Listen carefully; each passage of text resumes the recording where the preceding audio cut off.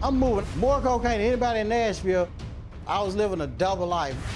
And I always went to church with a loaded 9mm pistol. I kept saying, I'm gonna quit, I'm gonna take this money and live happily ever after. But it didn't happen like that.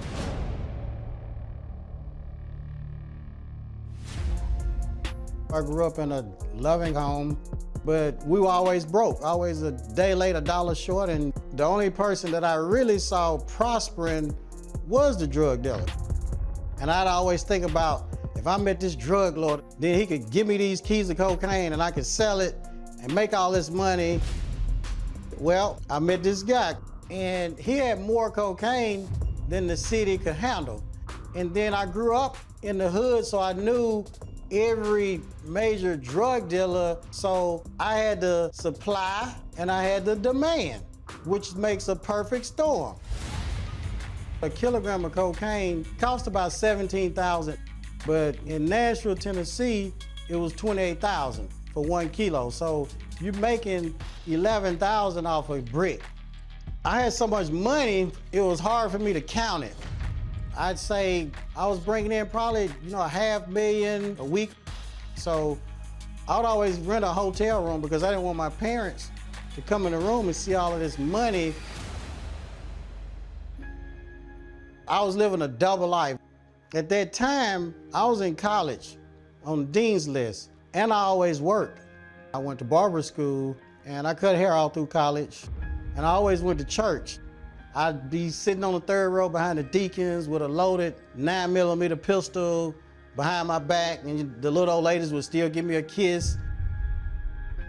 I hated what I was doing, and I would even pray to God, I need to stop this. What people don't realize, the thing about selling cocaine and making that money, it becomes an addiction. I kept saying, when I graduate from college, I'm gonna quit, I'm gonna take this money and start my business and live happily ever after, but it didn't happen like that. On that last run, the cocaine came to Nashville, Tennessee that evening. I was at Tennessee State University taking my midterm exam, and my beeper kept going off. And so I'm thinking, darn, something has happened. And I just got up and turned my exam in, and I went outside and got on my phone and called, and my sister told me that they got busted. The driver and another guy, they was speeding down the road, and the helicopter was chasing them.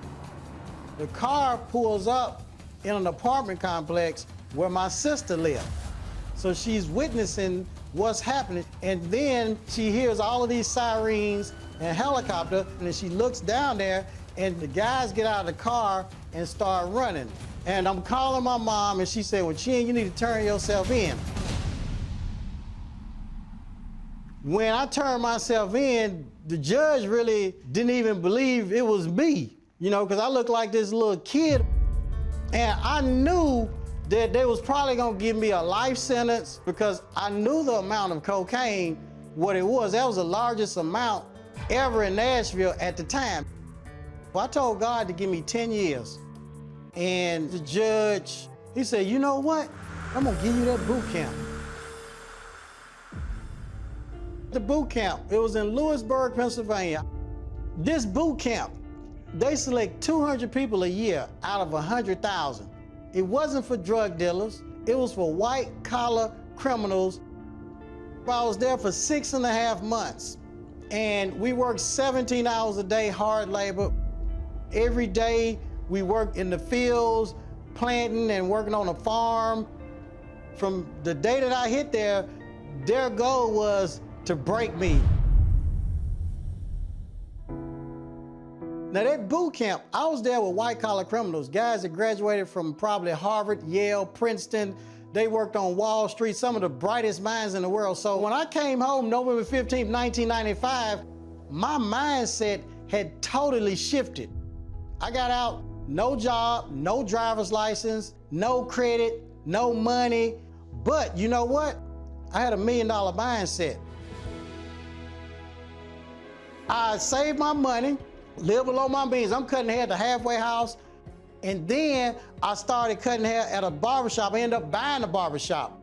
Barbering changed my life. Had it not been for my barber license, they would have sent me back to prison.